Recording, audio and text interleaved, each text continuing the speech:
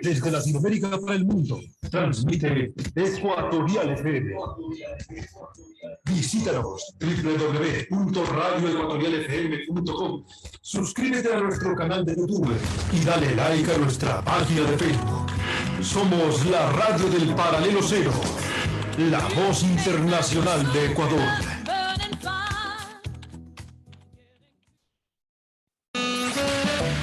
Estoy donde quiera que vayas. Donde quiera que vayas. Te acompaño las 24 horas del día. Soy tu confidente, quien guarda tus secretos más íntimos. Ecuatorial FM, la radio que no te deja solo. Salí de mi casa súper tranquilo con un cigarrito en el bolsillo.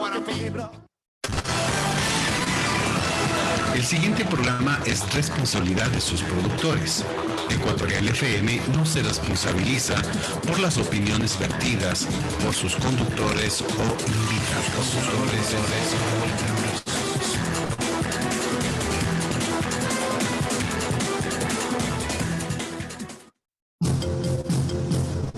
Ecuatorial FM presenta.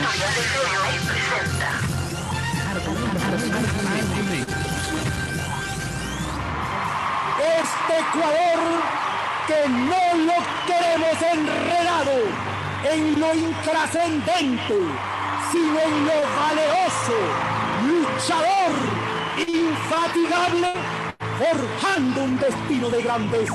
Argumentos. Para cambiar este país se necesita el poder, pero como instrumento de servicio, no como instrumento para servirte a los demás. Actores políticos, económicos y sociales de Ecuador y del mundo muestran sus opiniones en Argumentos.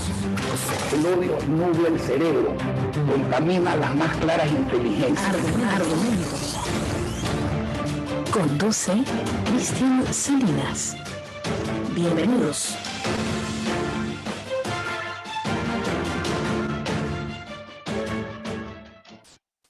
Hola, muy buenos días, muy buenas tardes, muy buenas noches, amigos y amigas internautas que se conectan a esta hora con Ecuatorial FM y su programa Argumentos. Bienvenidos una vez más a la transmisión que hacemos desde acá, desde la capital del Ecuador, Quito, desde la mitad del mundo, justamente desde el Paralelo Cero.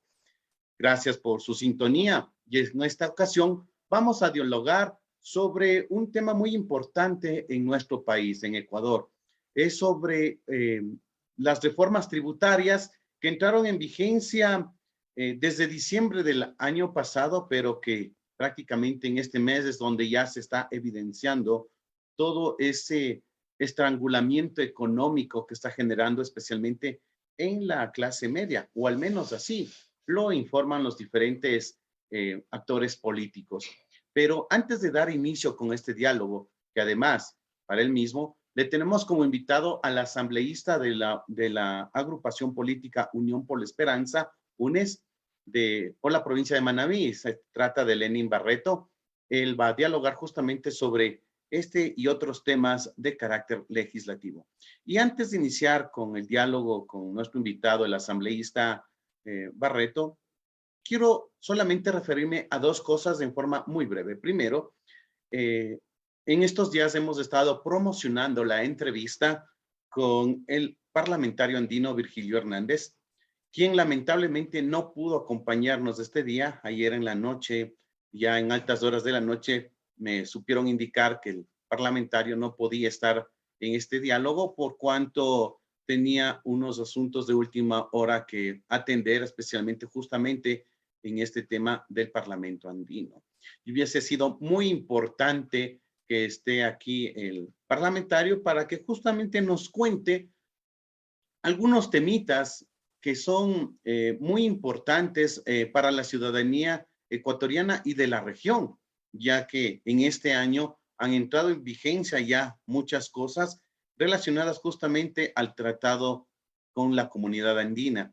Pero bueno, esperamos que la próxima semana nos pueda acompañar y de esa manera enterarnos justamente de estas normativas que han entrado en vigencia, especialmente en lo que tiene que ver con la movilidad humana, la residencia, el trabajo y los estudios, además de la tecnología, porque también este año se borraba del mapa regional el roaming internacional, es decir, las personas que utilizamos celular, podíamos estar en Perú, en Bolivia o en Colombia y hacer llamadas como si fueran locales.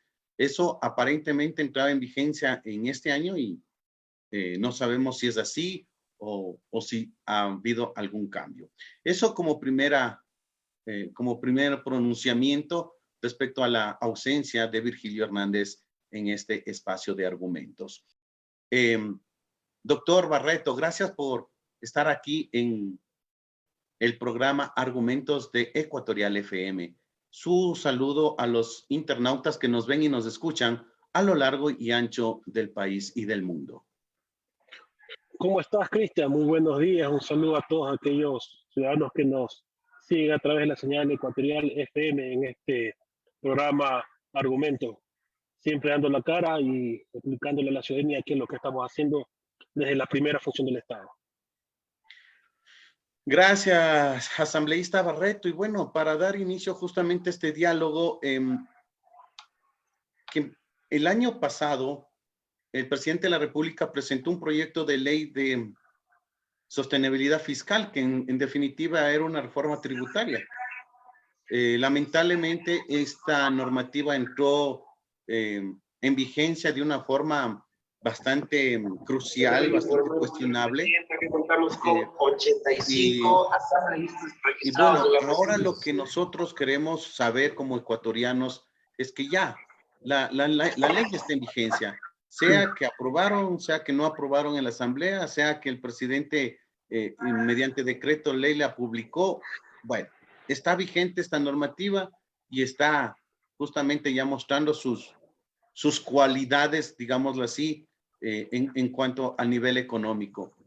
¿Qué va a hacer o qué está haciendo la bancada de la Unión por la Esperanza respecto a esto? Tomando en cuenta que también el CAL, el Comité de Administración Legislativa, la Comisión de Administración Legislativa, rechazó el proyecto de ley para derogar justamente estas reformas y más bien le echó la pelotita a la Corte Constitucional. ¿Qué otras acciones presentará la Unión por la Esperanza justamente para de alguna manera restringir o limitar la vida de estas reformas tributarias? Efectivamente, esta reforma golpea directamente al bolsillo de la clase media ecuatoriana, a aquella clase que le inyecta mayor dinamismo a la economía, a aquella ciudadanía que invierte en construcción, a aquella ciudadanía que invierte en el consumo, que va con su familia a los restaurantes a consumir un alimento, así sea una vez a la semana, el que da trabajo también en algunos sectores de la sociedad. Es algo terrible como inició la promulgación de esta ley de manera bastante cuestionable y bastante deshonesta e ilegal, porque recordemos que fue la Asamblea Nacional, fue el secretario de la Asamblea Nacional, respaldado por supuesto por la presidenta Guadalupe Llori, el que certificó que esta ley, o el que emitió que la certificación de esta ley fue negada. De acuerdo con la moción presentada por la asambleísta Esteban Torres, esta ley fue negada dentro del Pleno de la Asamblea Nacional, tal como lo dispone el artículo 140 de la Constitución de la República del Ecuador, que todo proyecto de ley urgente enviado por el Gobierno Nacional solamente puede tener 3 tratamientos: el que sea aprobado de manera íntegra, el que sea negado y el que sea modificado. Y nosotros procedimos a que este archivo, esta ley sea negada. También nosotros propusimos una salida que recaudaba más y golpeaba más a la clase trabajadora, a la clase media del Ecuador. Lastimosamente no tuvo aceptación por parte de las diferentes bancadas de la Asamblea Nacional. Y ahorita estamos sufriendo, la clase media está sufriendo en todo el país. Nosotros como asambleístas de Unión por la Esperanza hemos realizado 2 acciones. La primera, que ya fue aceptada en trámite dentro de la Corte Constitucional, realizando una demanda por inconstitucionalidad debido al proceso en que se aprobó esta ley.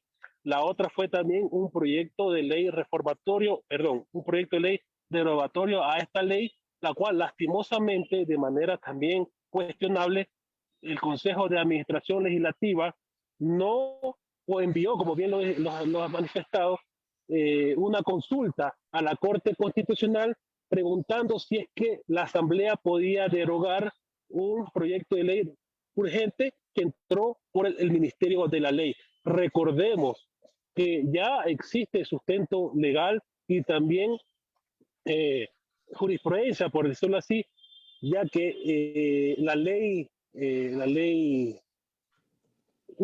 fue derogada, la ley del impuesto verde, el mal llamado impuesto verde, fue derogada por un proyecto de ley hace algunos años, un proyecto de ley que fue enviado, así mismo fue aprobado por el Ministerio de la Ley. Lastimosamente, estamos viendo cómo el gobierno nacional tiene en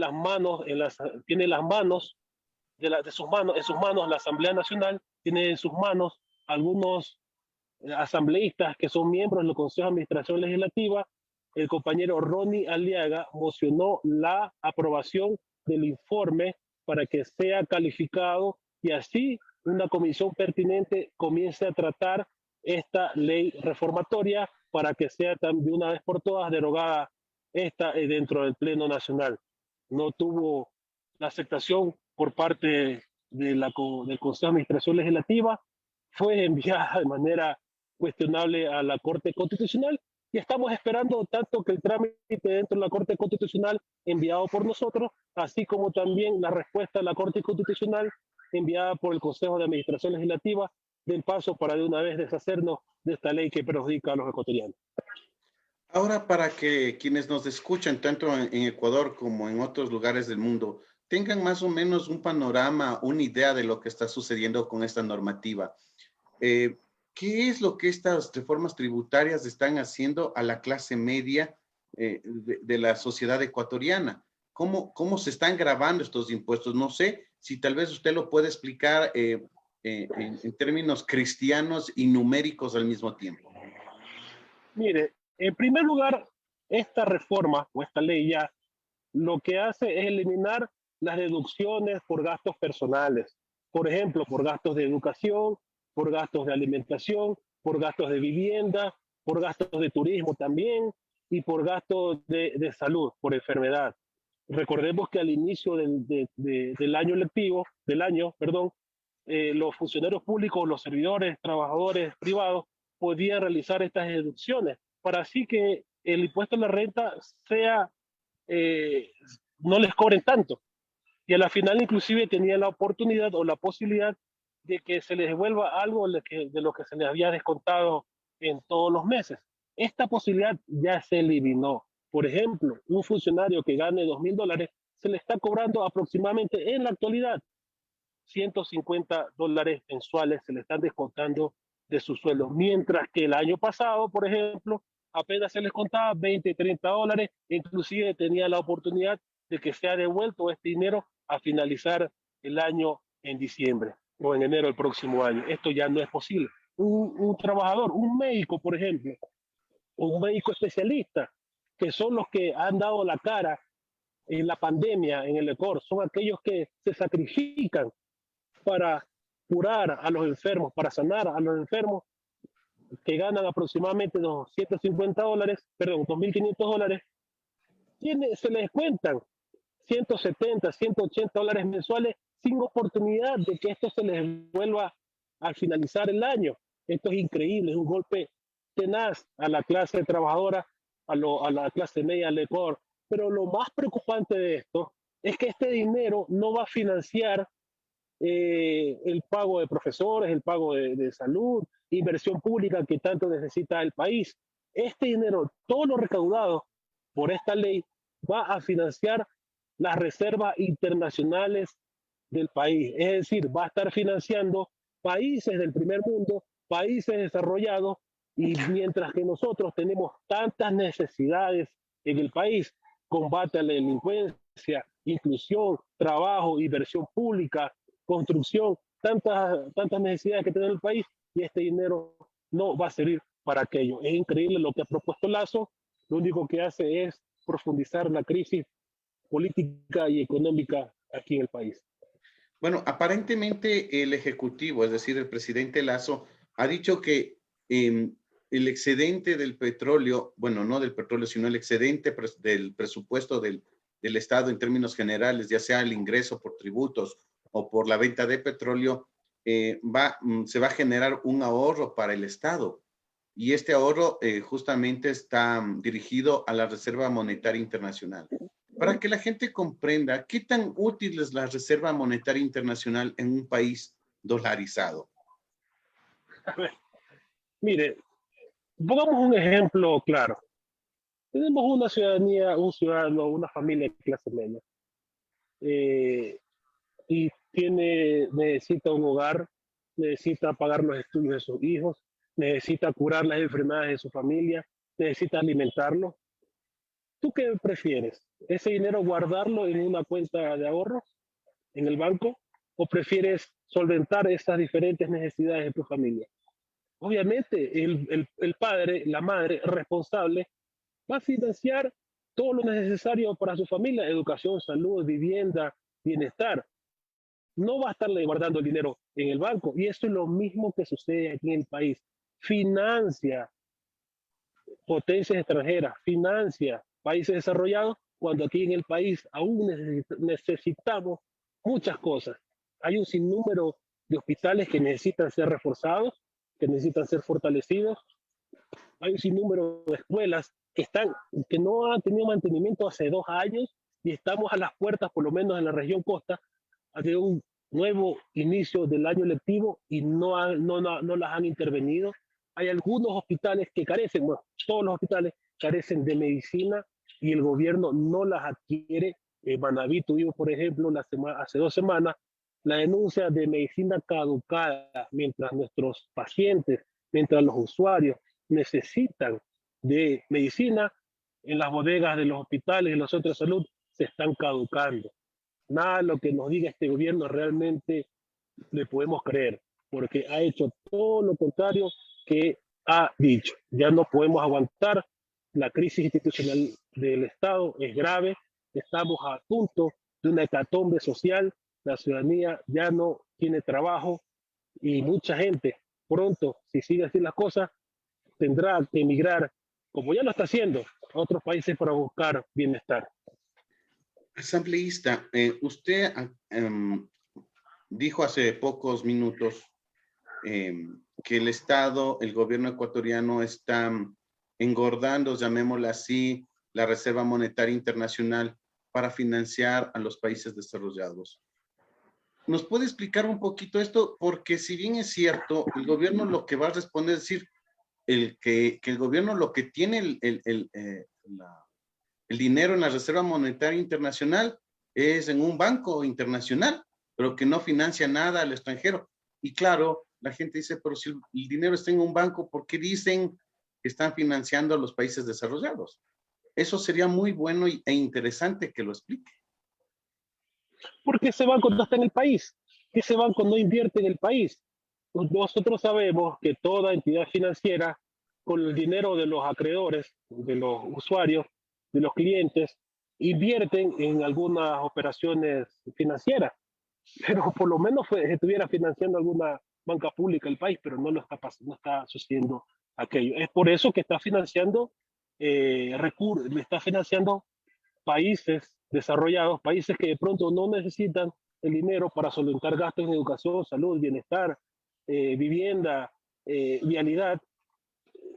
No lo necesitan tanto como nosotros lo necesitamos. Por esa razón decimos que está financiando países desarrollados que no tienen tanta urgencia como nosotros. Se ha muerto gente en la pandemia, no solamente por COVID, sino también por algunas otras enfermedades. Y el gobierno lo que hace es enviar el dinero al exterior. Bueno, cabe mencionar también que en las reformas a la ley de régimen monetario que justamente en el gobierno de Lenín Moreno en abril del año pasado, que se hizo las últimas reformas, justamente se prohibió que el Banco Central pueda tomar el dinero de la Reserva Monetaria en prestarle al Estado ecuatoriano, pero sí faculta al sistema financiero disponer de esos recursos, igual en calidad de préstamo. Es decir, que el Ecuador actualmente, esa reserva monetaria está a servicio del sistema financiero privado del país, pero no del gobierno nacional. Completamente, le han dado el negocio a la banca privada, le han dado esta gran oportunidad a la banca privada, al sistema financiero internacional, para que siga engordando y mejorando sus condiciones en detrimento de las condiciones de vida del común de los ecuatorianos y los más pobres de la patria. Eso es lo que está sucediendo lastimosamente. Esa es la lógica del gobierno neoliberal de Guillermo Lasso. Ahora también siendo un poco autocríticos, o mejor dicho, críticos, el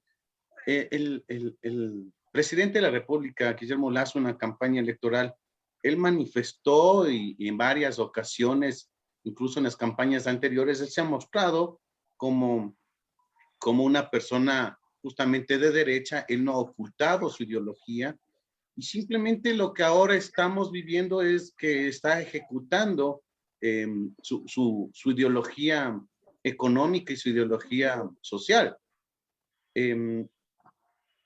Eso es justamente eso es lo que elegimos o eligieron muchos ecuatorianos.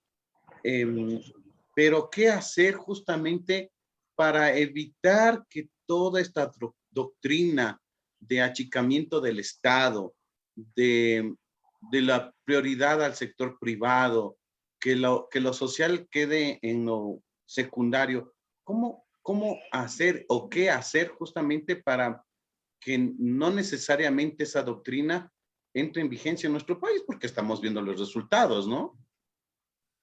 Bueno, lo principal es que en estas próximas elecciones, la elección de 2023, nos castigamos en las urnas. Votemos por aquellas tendencias políticas que siempre han trabajado para las grandes mayorías, para los pobres del país, para la clase media. Y todos sabemos que la Revolución Ciudadana siempre trabajó a favor de ello. Se trabajó durante 10 años de manera incansable para mejorar las condiciones de vida del país. Se inauguraron puentes, se inauguraron escuelas, se inauguraron hospitales, una red vial que era una de las mejores de Latinoamérica. Ahora ya no tenemos eso. Entonces lo primero es castigar las urnas y votar por la Revolución Ciudadana 2023, porque este será un peldaño más para recuperar la patria en 2025. Todo esto lo podemos cambiar, pero con el voto del pueblo ecuatoriano. Ya no dejarse engañar de esta gente que lo único que intenta es destruir al Ecuador a cambio del bienestar de ellos mismos. Esa es nuestra mejor arma, el voto en 2023 y luego en 2025.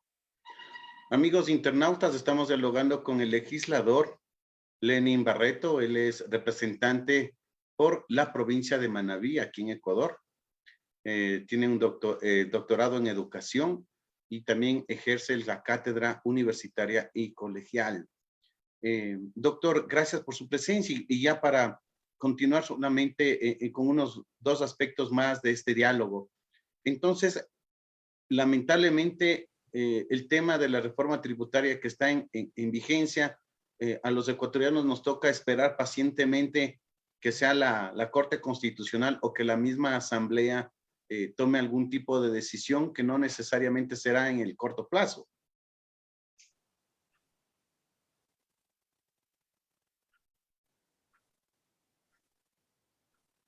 Doctor Barreto, ¿me escuchó?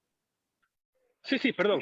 No, efectivamente, aquí es donde estamos viendo quién es quién, quiénes apoyan a Guillermo Lasso, quiénes están cogobernando con él. Parte de la bancada de Pachacuti y parte también de la bancada de Izquierda Democrática son los que se han prestado para la destrucción de la clase media del país. Y ellos son los mismos que están también representados en el Consejo de Administración Legislativa y de que han apoyado algunas de las propuestas de Lasso que han desmejorado considerablemente las condiciones de vida de todos los ecuatorianos. Que el pueblo no se deje engañar, que vea realmente quiénes son sus verdaderos representantes y quiénes también son aquellos que nos quieren condenar a vivir en la pobreza. Asambleísta Barreto, hay unos 2 temas más que quisiera topar con usted, agradeciendo y aprovechando su presencia aquí. Hay un tema que todavía hay bastante controversial a nivel legislativo y obviamente a nivel nacional. El tema de la interrupción del embarazo en casos de violación. En el caso del bloque de la Unión por la Esperanza, ¿se les dejó a cada asambleísta a decidir por su propia conciencia o hay algún dictamen que tiene que ser acogida por la bancada? ¿Cómo está esa situación? Mire, la bancada de Unión por la Esperanza, así como la mayoría de las bancadas que están representadas en la Asamblea Nacional, han dejado de libertad a todos los asambleístas para que voten de acuerdo a su conciencia. Pero no nos dejemos engañar. El aborto por violación ya está despenalizado de acuerdo con la sentencia de la Corte Constitucional. Nosotros lo que debemos hacer es regular y legislar la despenalización del aborto por violación.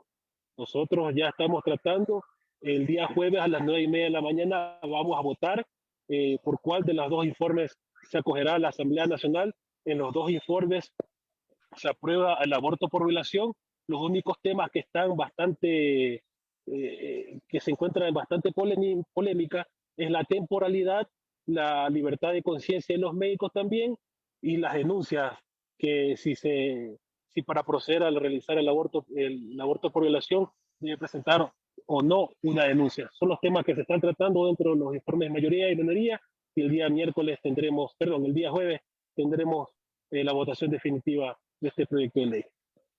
Con lo que respecta a su caso, ¿usted está a favor de la interrupción del embarazo, tomando en cuenta que ya no es penalizado, solamente están viabilizando esta opción que les dan a las mujeres que por circunstancias lamentables han sido ultrajadas sexualmente? ¿Cuál será Estoy a favor. Estoy a favor y siempre he estado a favor por el aborto por violación. Ya, ok. Gracias por la respuesta. Ahora vamos a otro tema, que es con el que inicié yo mi intervención al inicio del programa. Es justamente sobre el tema bueno, no puedo hablar de seguridad porque no hay seguridad, de la inseguridad que se está dando en nuestro país.